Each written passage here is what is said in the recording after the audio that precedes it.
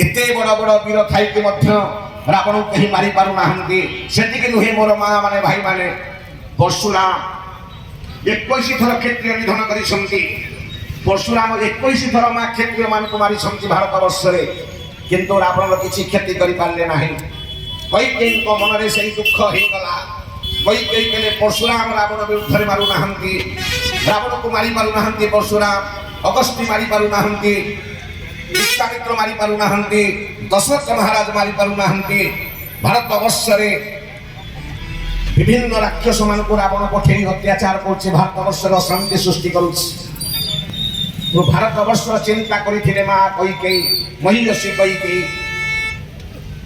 कर्मकर्ता भाई मान को निवेदन करुछि यदि अधम को डाकुछंती 9 राति केवल कैकेयी चरित्र करंतु आज्ञा प्रवचन बहु परिवर्तन हेलानी मु काली जाजपुर रे आज्ञा सारी के आसीछि एटू सारी आज्ञा पहुंचन जिबि जाजपुर टाउन को आज्ञा जाजपुर रोड रे काली सारी के आसीछि जिबि जाजपुर टाउन को आज्ञा तो मां माने बापा भाई माने लोक माने गप सुने को केही राति नहंती आज्ञा गप समस्त जानि छंती रामायण केवल तत्व आज्ञा जानु छंती तो मां माने भाई माने कैकेयी चिंता कले रावण को केही बाधा देई पारु नाहंती मु एमिति संतान सृष्टि करिबि दशरथ को बाही करी एमिति संतान सृष्टि करिबि जे रावण को आज्ञा मारिबो बड़ी राजा रामचंद्र भगवान सेइथि पाई कैकेयी आज्ञा दशरथ को विवाह हेले भारत वर्षर ऐक्यत्व रक्षा करबा पाई आमे आज्ञा भारतीय भारत जदि न रहिबो आज्ञा आमे मध्य रहि परिबा नाही काहे कि ना आर्य भूमि मातृभूमि जन्म भूमि भारत आर्य भूमि मातृभूमि जन्म भूमि भारत आर्य भूमि मातृभूमि जन्म भूमि भारत आर्य भूमि मातृभूमि जन्म भूमि भारत तुम्हारी रक्षा लागी सदा प्रहरी आम्हे जाग्रत आर्य भूमि मातृभूमि जन्म भूमि भारत हे मोर मां माने भाई भाई के कोई ताई जंतु ना होले भारत अवश्य कथा आमे समस्त आज्ञा भारतीय भारत वर्ष रहिले आमे ना का वचन सुनि परिबा ना हिंदू धर्म रहि परिबो आर्य भूमि मातृभूमि जन्म भूमि भारत आर्य भूमि मातृभूमि जन्म भूमि भारत तुम्हारी रक्षा लागी सदा प्रहरी आम्हे जाग्रत आर्य भूमि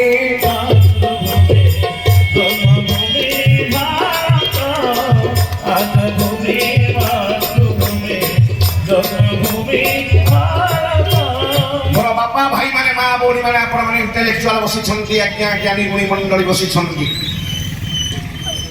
केवल भारत को आज्ञा मां बोली कहा जाए पाकिस्तान मां नुहे रशिया मां नुहे अमेरिका मां नुहे चीन मां नुहे हमें कौन कहू से भारत को भारत माता की जय हमें कौन कहू से मां माने भारत माता की जय मां को सम्मान देछि भारत वर्ष सीता को सम्मान देछि द्रौपदी को सम्मान देछि अहल्या को सम्मान देछि गार्गी को सम्मान देछि लोपामुद्रा को सम्मान देछि मां मीरा को सम्मान देछंती राधा रानी को सम्मान देछंती जेतु भारत वर्ष मां मान को सम्मान देछंती वो भारत होछि मां बोलिए भारत माता जय ए होछि हमर अस्मिता ए होछि हमर गर्व भारत वर्ष बंचिले हमें बंचिला तो कैकेयी चिंता कले मु एमिति संतान सृष्टि करिबि जे रावण को मारिबो सेइथि पाई आज्ञा दशरथ को कैकेयी विवाह रे बोल राजा रामचंद्र भगवान कथा सुनंतु रामायण पुरा कथा नाही आ सब रिसर्च सरीला कैकेयी आज्ञा विवाह रे रावण जानि देला जे कैकेयी मते मारिबा पाई योजना करी दशरथ को बाही चक्रवर्ती राजा कैकेयी रानी विवाह के आसीले भारी मिष्ट भाषी कैकेयी समस्त को स्नेह आदर कले कौशल्या को भी स्नेह आदर कले अयोध्यावासी कैकेयी को बहुत भल पाइले ଦିନେ ଆଜ୍ଞା ଦଶରଥ ମହାରାଜ ଦେବାସୁର ସଂଗ୍ରାମ କରିବାକୁ ଗଲେ।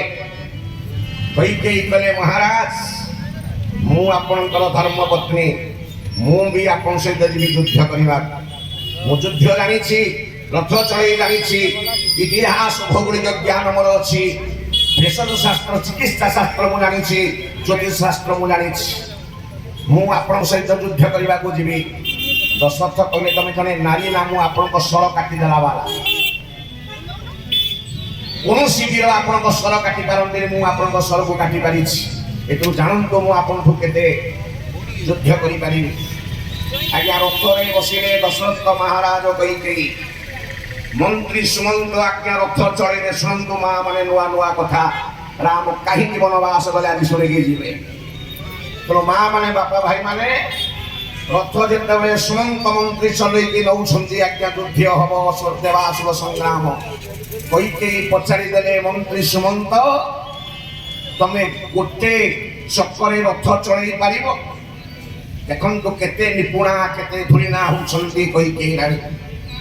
ସୁମନ୍ତ କହିଲେ ରାଣୀ ମା ମୁଁ ଗୋଟେ ଚକରେ ରଥ ଚଳେଇ ପାରିବି ନାହିଁ। ନା ବସ ପଛକୁ, ମୁଁ ରଥ ଚଳଉଛି।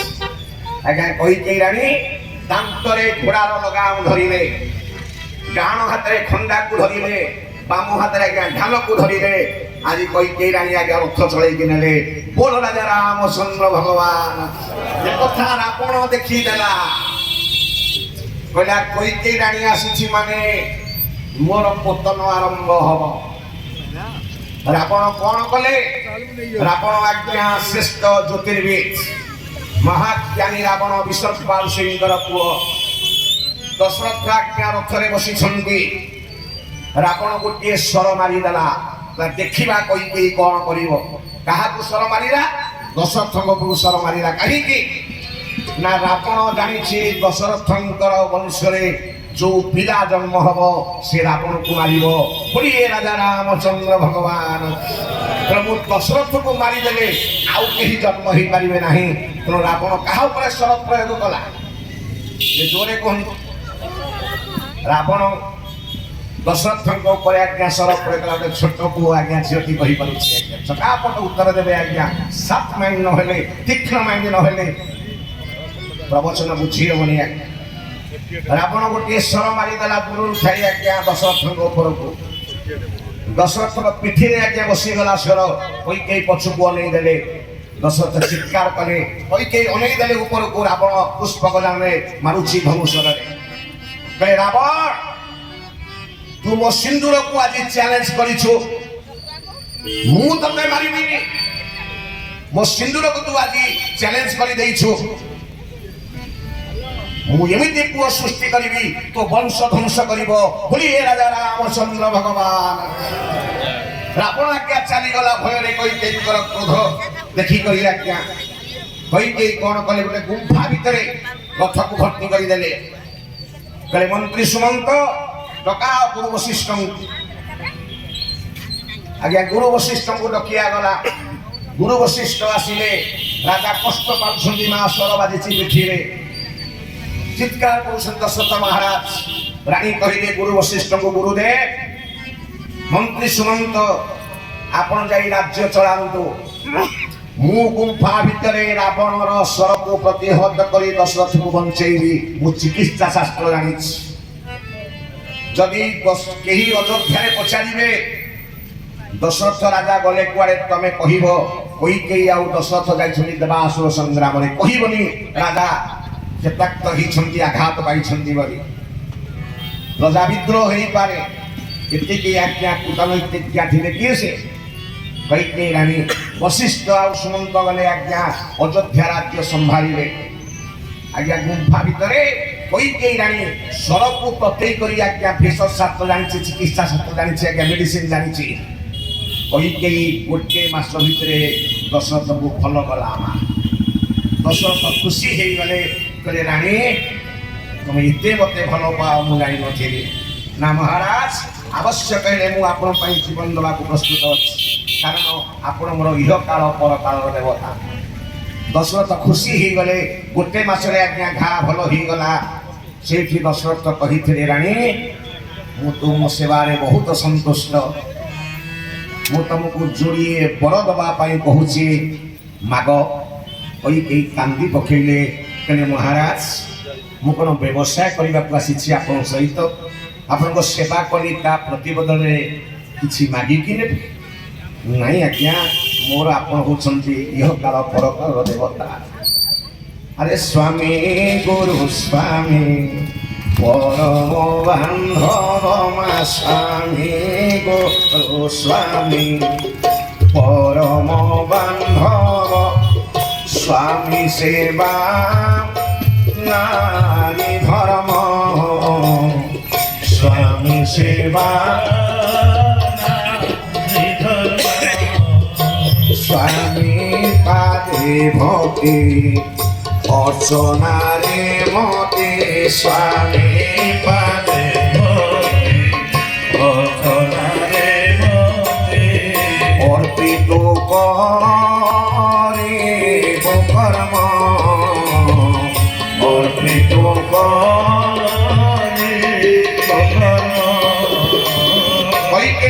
মহারাজ যদি মতে বড় দেବାକୁ ଚାହୁଁଛନ୍ତି ମୋ ସମୟ ଅସୁବିଧା ଦେଖି ମାଗିନେବି, ଏବେ ନୁହେଁ। ଆପଣ ପୂର୍ଣ୍ଣ ସୁସ୍ଥ ହୁଅନ୍ତୁ। ସମୟ ଆଜ୍ଞା ଗଡ଼ି ଚାଲିଲା। ଦଶରଥ ମହାରାଜ ଆସିଲେ, ରାଜ୍ୟର ଶାସନ ଭାର ସମ୍ଭାଳିଲେ। ଏକଥା ଆଜ୍ଞା ଅଯୋଧ୍ୟାବାସୀ କେହି ଜାଣିନାହାନ୍ତି, କିନ୍ତୁ କୈକେୟୀଙ୍କ ରାଗ ଅଛି ରାବଣ ଉପରେ। ମୋ ସ୍ୱାମୀକୁ ସେ ମାରିବାକୁ ଚେଷ୍ଟା କରିଛି, ମୋ ସିନ୍ଦୁରକୁ ସେ ଚ୍ୟାଲେଞ୍ଜ ଦେଇଦେଇଛି, ତାକୁ ନିଶ୍ଚିତ ମୁଁ ବଦ୍ଧ କରିବି। କିଛି ଦିନ ପରେ ଆଜ୍ଞା ମୋ ମା ମାନେ ଭାଇମାନେ ଆପଣମାନେ ସମସ୍ତେ ଜାଣିଛନ୍ତି, ଦଶରଥ ସୁମିତ୍ରାଙ୍କୁ ମଧ୍ୟ ବାହା ହେଇଥିଲେ। ତିନି ଦିନ ହେଲାଣି ବାହା ହେଇକି ତାଙ୍କର କୌଣସି ସନ୍ତାନ ନଥିଲା। ପୁତ୍ରେଷ୍ଟି ଯଜ୍ଞ ହେଲା। ଜନ୍ମ ଉତ୍ସବରେ ଆପଣମାନେ ଜାଣିଛନ୍ତି ଆଜ୍ଞା, ଚାରିଟା ପୁଅ ଆଜ୍ଞା ଜନ୍ମ ହେଲେ। କ'ଣ କିନା ଟିକେ କୁହନ୍ତୁ। ଚାରି ପୁଅ ଜନ୍ମ ହେଲେ, ଚାରି ପୁଅ ବିବାହ ମଧ୍ୟ ହେଲେ। କାଲି ଆପଣମାନେ ଶୁଣିଛନ୍ତି। ଦଶରଥ ମହାରାଜ ବୁଢ଼ା ହେଇଗଲେ। ରାମଚନ୍ଦ୍ର ଆଜ୍ଞା ବିବାହ ହେଇସାରିଛନ୍ତି ସୀତାଙ୍କୁ। ଥରେ କୈକେୟୀ ବସିଛନ୍ତି କନକ ଭବନରେ। ପ୍ରଥମ ଆଜ୍ଞା ଏ ବର୍ଷ ଯାଇଥିଲା ଚିତ୍ରକୂଟକୁ ଭରତ ଚରିତ୍ର କରିବା ପାଇଁ ଆଜ୍ଞା 7 ରାତି।